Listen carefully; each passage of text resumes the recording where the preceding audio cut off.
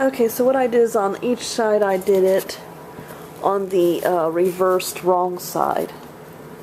And now what I'm going to do is I'm going to turn it back to the right side, though it's a little difficult with doing it one-handed, but we'll see.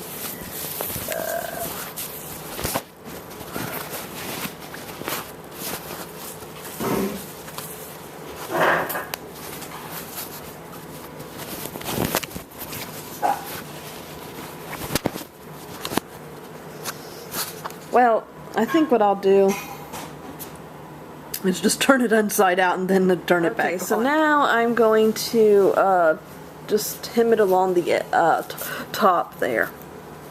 Ah, folks, you know what? I realized, I didn't quite do this the way I'd done with all the others. This is what happens when you've not worked on a project for a while. There's been a time, kind of a gap of time that you were sewing, and then you put it down, and then you come back to it, and you kind of forget how you did things. Before I put them together, what I used to do is I used to hem around all the edges. I've always been in the habit of doing that because it gives a very nice edge, and it makes things easier to put together, and it prevents problems like what I have here, where one side, I didn't cut as evenly, so, over here you hardly see something, but then you've got some parts here, and it always used to keep that from being a problem. So, I'm not going to undo it. I'm kind of one of those people, I just adapt as I go, so what I'm going to do is just kind of put it, folds one part over and just hem along the edge like that. It's going to look a little bit different. Hopefully there won't be too much of a decrease in size, but I can always alter that by making the loops a little longer if I have to, maybe. I don't know. I'll figure something out.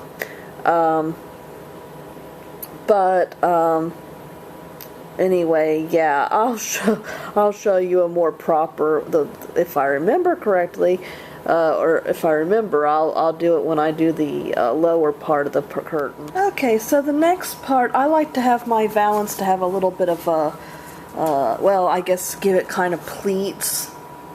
So I choose the wrong side of the fabric that's going to not be facing outward towards the room, but inside the window. And I don't usually measure, I usually just choose two kind of color combinations. Like,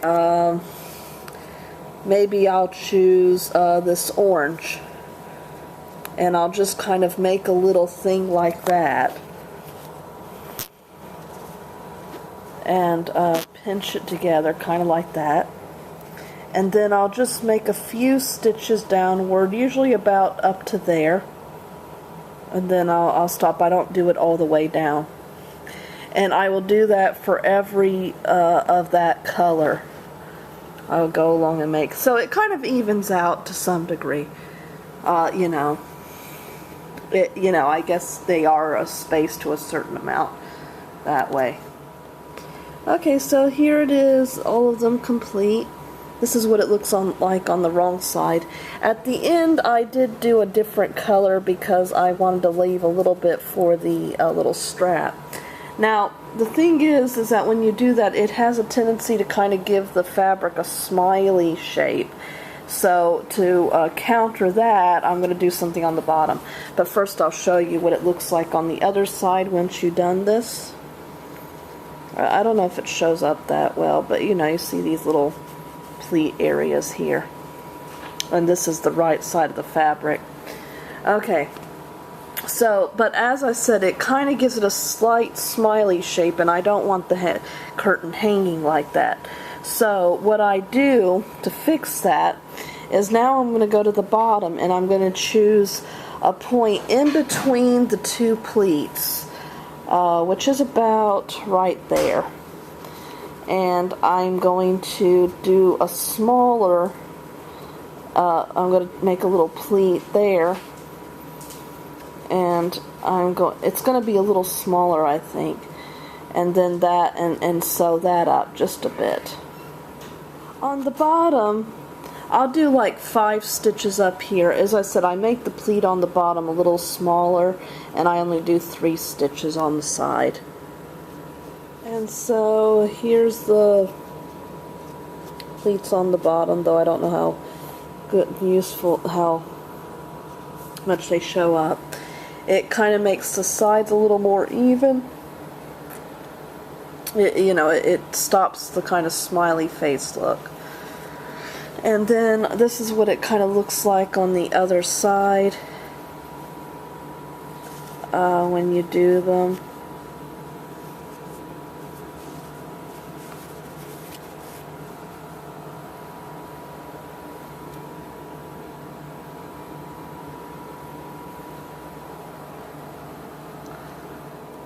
Normally I would work on the loops that but I'm running low on snaps, so I'm not going to bother doing the loops that that I put on that dangle, that dangle from the rod. So what I'm going to do now is work on the lower curtain that goes under the valance. Now, what I had forgotten to do with this particular valance was to hem all the sides, which is something I really like to do, because it kind of, even when I fold them together, it makes things fold a lot neater in appearance. So what I do is on the wrong side of the fabric, I just do just fold down a tiny piece of the fabric and hem it.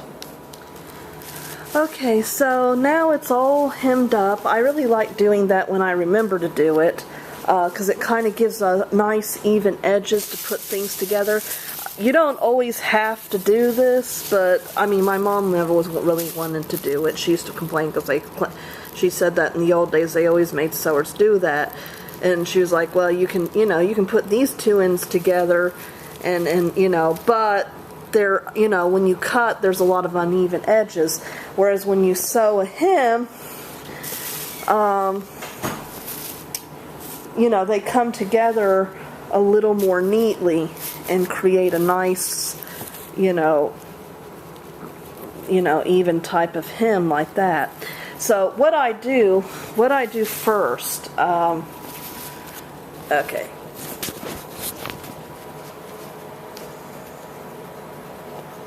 I don't always remember how I do things, because sometimes, I put things down. But I turn it inside out first. When I remember to do this is how I kind of like to do it. I turn it inside out first, and then I sew along this side, and then I sew along that side. And then I'm going to turn it back right side out and do the hem like that across there.